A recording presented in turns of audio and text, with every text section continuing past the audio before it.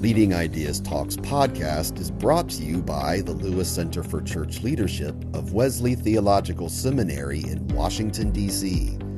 Subscribe free to our weekly e-newsletter, Leading Ideas, at churchleadership.com/leadingideas. How can your church help youth claim a vital faith? No question is more critical to the future of the church. Learn effective tips your congregation can use to improve ministry with teens and their families in the free Lewis Center resource, 50 Ways to Strengthen Ministry with Youth. Read now, download free, and share at churchleadership.com/50ways. And remember to stay up to date with the latest church leadership strategies and information. Please like and subscribe to this channel and click the bell icon to get updates for new videos. How can your youth ministry cultivate a faith that stays with the young person as they mature through adulthood? In this episode, we speak with Brad Griffin of the Fuller Youth Institute about 5 compass points that can guide an impactful youth ministry. The approach emphasizes building trust and relationships while teaching in transformative and experiential ways that help young people make meaning of their faith and life experiences. Welcome to Leading Ideas Talks. My name is Ann Michael. I'm a senior consultant with Lewis Center for Church Leadership of Wesley Theological Seminary. I'm one of the editors of Leading Ideas e-newsletter, and I'm so pleased to be the host for this episode of Leading Ideas Talks. My guest today is Brad Griffin, who's the Senior Director of Content and Research for the Fuller Youth Institute, and he is co-author with Kara Powell and Jen Bradbury of a new book, Faith Beyond Youth Group: 5 Ways to Form Character and Cultivate Lifelong Discipleship. So welcome to Leading Ideas Talks, Brad. Thanks, Ann. It's great to be here. Happy to be talking about this. Yeah. So to set the stage for the conversation, I wondered if you could just very briefly describe the work of the Fuller Youth Institute and then specifically the work that led to this new book. Yeah, so really the heart of FYI is turning research into resources. And we want to equip leaders, parents, adults who care about young people, in particular, teenagers and young adults, and who care about their faith. We believe that young people can change the world, and we really want to support them along the way and be there for them and really try to understand them. So our research tries to go to the heart of that. And in terms of this particular project, often we find that one question leads to another. And we've been at this, just about 20 years now. And so some of the early questions that we wrestled with were around what can we do in our churches, in our homes, in our ministries to help young people when they're with us to carry their faith with them. And we had a big project called Sticky Faith that really tracked with young people in that transition out of high school and into college and beyond. And in some ways, this project with Faith Beyond Youth Group is kind of a full circle moment for us, where we asked a similar but different question of, youth ministry is great. We love youth ministry. We want to support what happens in those, spaces and places. And what about all that time that teenagers spend outside our ministries? How can we help them cultivate faith that is for not just what happens in ministry, but beyond it, and the rest of their week and the rest of their lives? And so it was funded by a grant too that helped us really explore how character is part of that equation. So that actually was going to be my very next question, because character is such a central construct in the book, which is about faith formation in youth, and then how youth can develop this faith that extends beyond their time as youth in church. And so I wondered if you could define character as you're using in this book, and then explain the central role that you see it playing in faith formation and discipleship growth. Yeah. Well, and I mean, of course, there's a lot of research out there about character. And one of the gifts of this project was tapping into all the research that exists and then looking at, well, how do we apply this in faith formation context? So as part of that kind of application process, we ended up distilling a definition of character that is living out Jesus' goodness every day by loving God and our neighbors. Yeah. So it's centered in the character of Jesus, living out Jesus' goodness and everyday nature, because character is an everyday, thing. And then by loving God and our neighbors, that we're centering in that great commandment of Jesus and kind of that distillation of what it means to follow God and live in the world. And so we make a distinction between just trying to make teenagers good kids. Sometimes we hear that, Yeah. that even folks in our church will say, "Oh, we have such good kids." And yes, we have good kids, but the goal of Christian formation and discipleship, whatever language we use around that, it's not really just to make good kids. It's to form us into the character of Christ. Yeah. And so those are maybe related, and sometimes we're talking about the same things, but they're not quite the same. Right.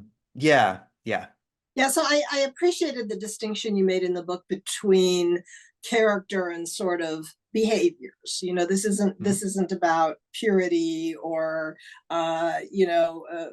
certain ways that kids are going to manifest good behaviors. But I did, living out Jesus's goodness every day by loving God and our neighbors. I think that's how I would define discipleship, and maybe that's my particular denominational slant. But how do you distinguish this definition of character from how you understand discipleship broadly? While we were intentionally connecting them, as we're kind of envisioning this, it is character forming discipleship. And so it's a discipleship that doesn't just separate out our spirituality from the rest of our lives. And it doesn't just focus on moral conformity or behavior, or, as you said, kind of that list of do's and don'ts, as we might say. It really is an integrative discipleship. Now, people define character all sorts of ways, right? And even when we talk to teenagers, they said some really insightful things like, well, it's who you are really, is one way they talked about it, or who you are most of the time. And I think we hope for an integrative kind of discipleship that does look at Christ-likeness as an outcome of that discipleship. And I think Christ-likeness and character are often terms that folks use kind of interchangeably. Right. So, right. Yeah. So I think a lot of us instinctively think of character as an outgrowth of faith. But if I'm reading your book correctly, I think you're actually saying that it's the other way around, that developing good character habits is what carries faith forward. Am I is that right? That's a really interesting observation. Yeah, I think maybe the way that I would say it is that it seems to be a dynamic. Okay. That it sort of goes both directions, All right. Yeah. And in a way, and so in the character formation research, there's a lot of conversation about like learning and then trying. And so we end up calling this practicing together, where we're going out and trying something. We're experimenting. We're trying to put on and live out in our life. Whether it's as simple as practicing an act of kindness, or as really hard or complicated as forgiving someone who's wronged us. That's a way of sort of practicing. It's trying out, and that is sort of lived discipleship. And then we process, we make sense of that, we internalize it into who we are. And so it's sort of that dynamic, that becomes believing and acting are sort of reinforcingly connected. It's not one necessarily leads to the other. Well, let's get into the heart of the book.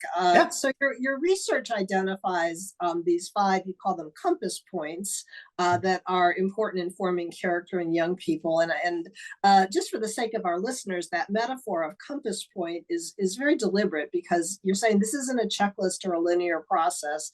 These are just sort of 5 ways to orient your efforts in working with youth. And just I'll name them quickly: cultivating trust, modeling growth, teaching for transformation, practicing together, and making meaning. And we don't have time to talk about all of them today, but I wanted to hone in on 2 that I found particularly interesting. So I wondered if you could speak a bit about what it means to teach for transformation. Yeah. Well, teaching is interesting because I think most of us in ministry, we kind of feel like teaching is the thing we do, like we have this down, we sort of know what it's about. And in some cases, it's how we prepare most. We prepare a lot to teach, and in some cases, to preach, or to really think about the content and how we communicate belief, how we handle scripture, all of that. That's all important. When we're talking about teaching for transformation, we're really talking about creating space in our teaching to, go beyond giving a talk or an explanation or conferring information, and engaging young people, engaging them in active and holistic ways, but also in inquisitive ways, that we're curating the kind of environment where we are asking questions and where they can ask questions.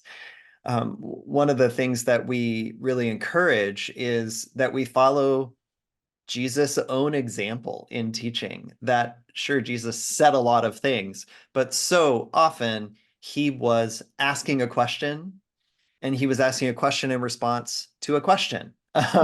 By some counts, he was 40 times more likely to ask a question than give an answer.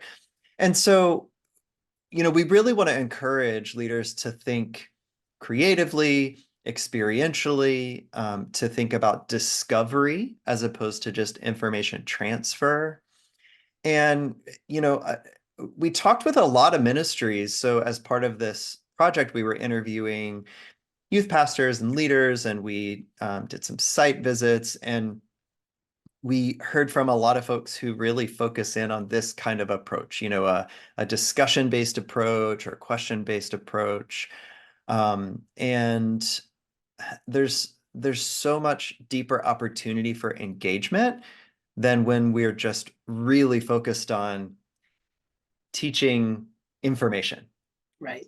Yeah. So sometimes we talk about the difference between teaching for information and teaching for formation. But so in the book, with regard to this, you talk about fostering critical thinking and teaching within the context of community, and being modeled on the way that Jesus was teaching, not just with asking so many questions as you've just mentioned, but also telling stories. And so it seems like it's a much more interactive and engaging way of teaching than I think what we're used to. Particularly. And I want to encourage too that we don't shy away from tough topics and tough issues. And I mean, here we are in an election year again, and one church in our research, they talked explicitly about how in 2020, their church was kind of split over political parties, and partisanship is a huge divider in many of our churches, and it feels like we can't talk about this, right? And it was so interesting in interviewing at this church, and also talking with young people at that church. Different age groups brought up that in that season they had 2 elders host a discussion about like why they were voting for different candidates, and they did that respectfully.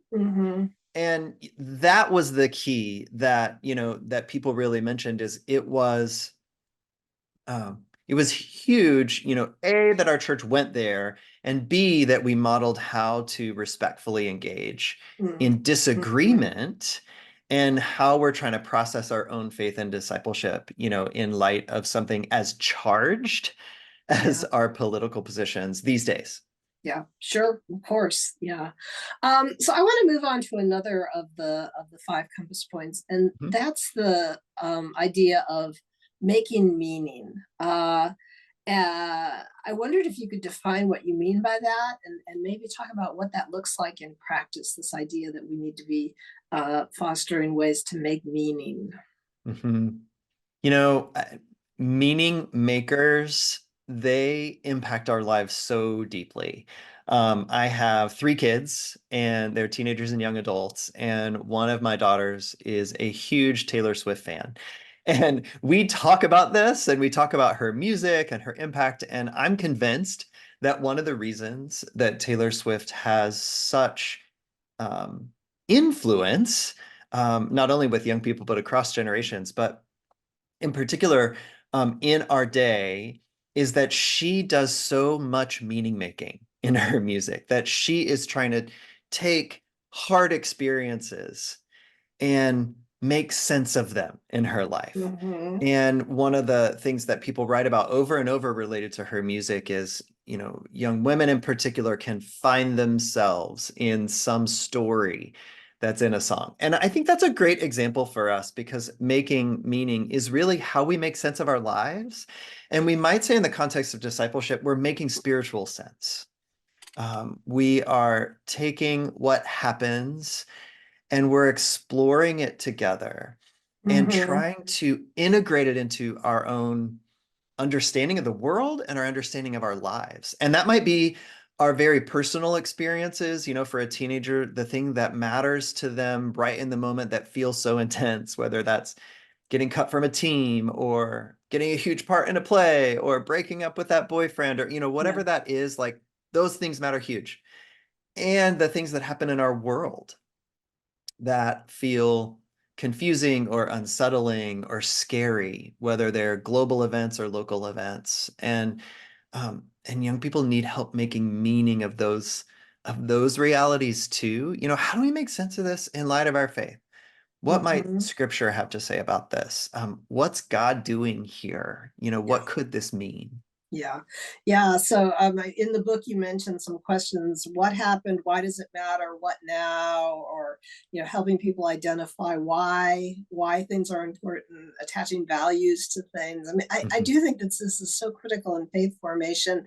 As I was reading that section of the book, I thought a lot about it. I've led many mission teams in my Mhm. in my time in church leadership, and I think about that work that you do with the mission team to make to debrief, to understand the significance of what you're doing, to Yeah. think about it, what it means about God and your faith journey, and we're not always as deliberate about that. I think it's a mission trip provides a very tidy container for doing that kind of work, but we're not always Mhm. as deliberate in other places about doing it. So Yeah. I do think that it's such an important faith building practice, and I'm really glad that you've highlighted it. I faith formation today is, I think we all understand why it's critical in youth ministry, but I think maybe youth ministry is kind of the canary in the coal mine. I think it's a critical issue for the church Yeah. as a whole, and I think that so many of the paradigms of faith formation that the church has relied on for generations, worship attendance and classroom-based learning and faith modeled at home, all of those things are eroding so quickly Mhm. that we're all aware of the limitations of the way that we have traditionally tried to form faith among people of all ages.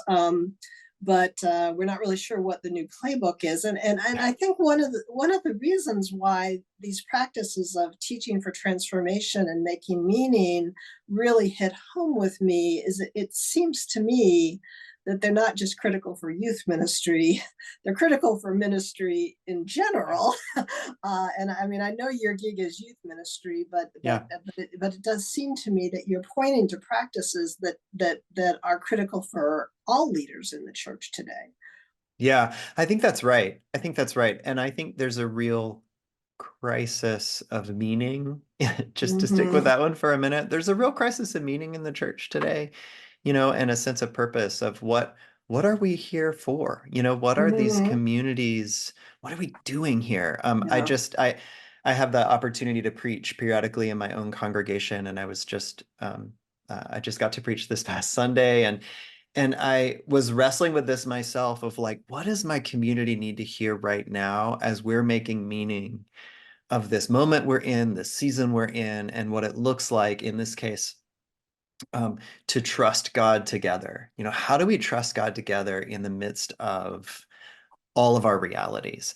And I think for many churches, I mean, all the data continues to show that churches are struggling post-pandemic, that Right. churches were struggling before the pandemic, and that sort of the church landscape across the US, um, the pandemic only served to accelerate some of the Right. patterns we were already seeing. And there's been all kinds of, well, in fact, I just saw some new research around from the pandemic impact study, the EPIC study, that Yeah. Hmm. that in 2023, that just data from just this past year, that half of pastors considered leaving ministry. Yeah. And, that's not in the heart of the pandemic. That is 2023 data. And, Right. we hear so much about burnout and struggle in ministry. And it's conflict in the church and relational strain were some of the big um, factors that pastors named, that clergy named, and being just exhausted. Yeah. And I think that is so true across, whether we're talking about youth ministry or other kinds of pastoral ministry, that we're struggling. And I think meaning making is a piece of Hmm. that. We need to know, I mean, for those of us in ministry, how are we making meaning of our own roles, right? Right. Yeah. How do we Yeah. It make begins meaning with the out of this? leaders. Yeah. Yeah. Yeah, that we're trying to, Yeah. and then also how do we sit as that sort of core meaning maker in a community, Hmm.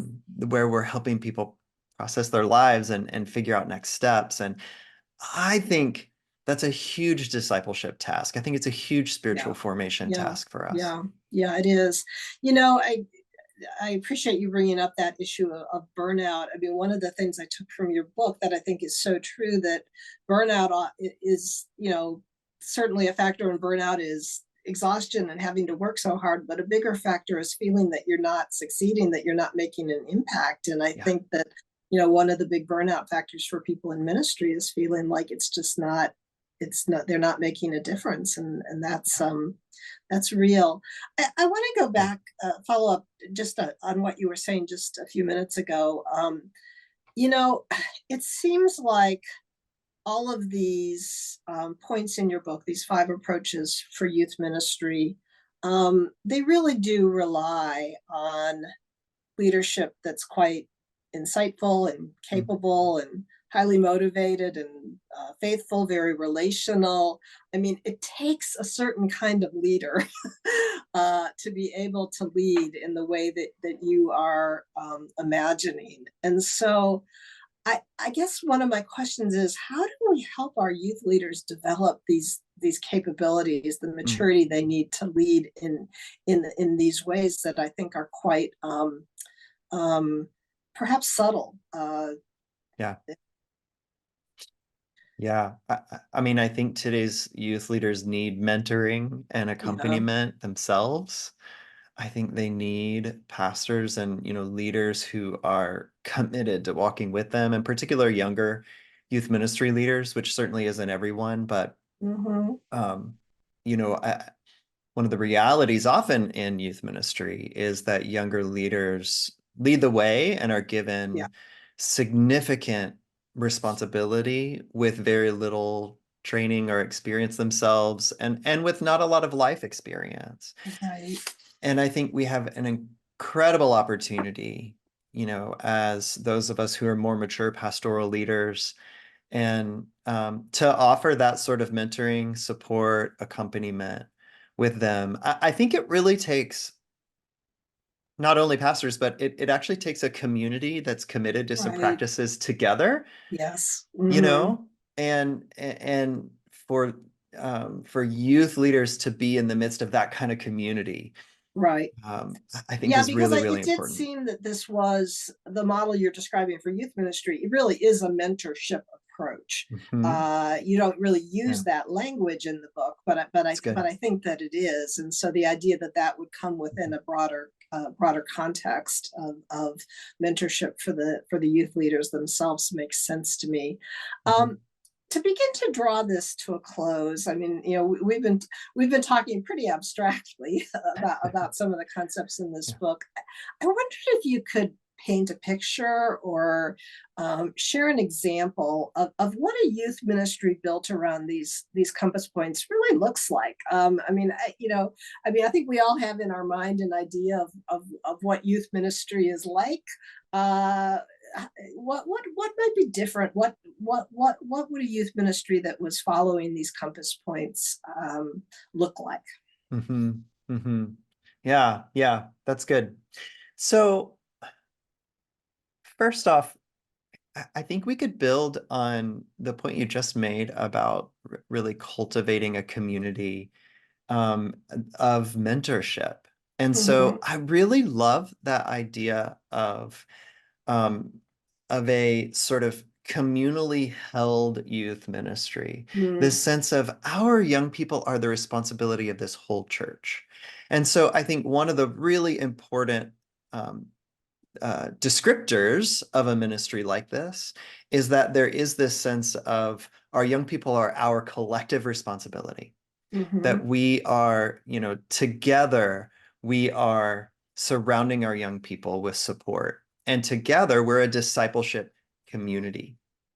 And so I think it sort of begins in that ethos. And then, sort of the next layer is that we're actively training and reinforcing with those who surround young people directly, as whether that's staff or volunteers. In most churches, it's mostly volunteers. And that those leaders know that two of the most important parts of the way they disciple those young people is through cultivating trust and modeling growth. Mm-hmm. And we didn't get into those in Right. depth here, but trust is the foundation of relationships, and we have a huge trust crisis today, in Yeah. particular across generations.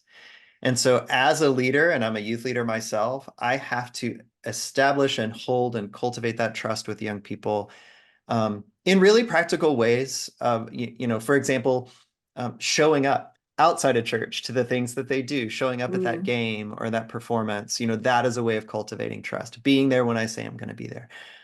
Modeling growth is that my own life as the adult is the context for discipleship for that young person. And so before I teach anything, I have to be the kind of person who is living out an authentic and imperfect faith mm-hmm. around other people. And so then that all sets the stage for the kind of teaching we do in youth ministry. So then when we want to have, a discussion based or interactive or kind of question based teaching, that part of what has already set the stage is this trust and modeling. Yeah. And Yeah. so our teaching really kind of flows naturally out of that in those discussions. And then the practicing together and making meaning piece, they really kind of go together. And you brought up Yeah. mission trips, service experiences, anything we can do to get kids hands-on, whether that's Mm-hmm. in the church or beyond the church, or ideally both, that they're trying, they're practicing, they have Yeah. opportunities to get active and to serve and to give and then to make sense of that. Yeah. So the making meaning is, it is always a part of what happens after we Yeah. serve. And then it's also this element that makes its way into our teaching because we're processing what they're Right. experiencing in their lives.